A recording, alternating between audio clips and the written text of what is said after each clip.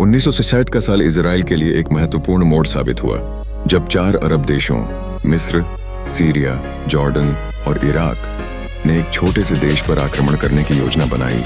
तब स्थिति बहुत गंभीर थी। इस घेराबंदी के बीच इजराइल अपनी सीमित संसाधनों और जनसंख्या के साथ साहस और धैर्य के साथ खड़ा हुआ। पृष्ठभूमि में 4 दिग्गज देशों की संयुक्त सेना इजराइल की सीमाओं की ओर बढ़ रही थी। इजराइल की स्थिति मात्र एक बिंदु की तरह थी, लेकिन उसने हार मानने का विचार त्याग दिया।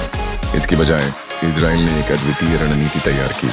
ऑपरेशन फोकस, जिसकी योजना बनाई गई, वह था एक त्वरित और प्रभावशाली जवाब।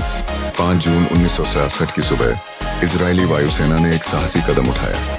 उन्होंने एक साथ दुश्मनों के हवाई अड्डों पर हमला किया, जिससे उत्तरी सीमा पर चारों ओर की ताकत को नष्ट कर दिया।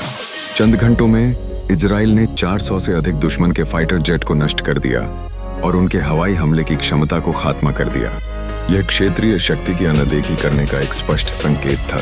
6 दिन के भीतर इजराइल ने न केवल अपनी रक्षा की, बल्कि पूर्वी यरूशलेम, वेस्ट बैंक, गाजा पट्टी, गोलान हाइट्स और सिनाई प्रायद्वीप पर कब्जा कर लिया। यह एक अद्वितीय विजय थी जो एक छोटे देश ने दिखाया था।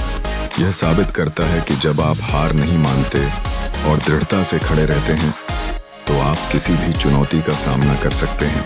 इस युद्ध के दौरान इजराइल ने साहस, रणनीति और एकजुटता दिखाते हुए एक प्रेरणादायक उदाहरण स्थापित किया।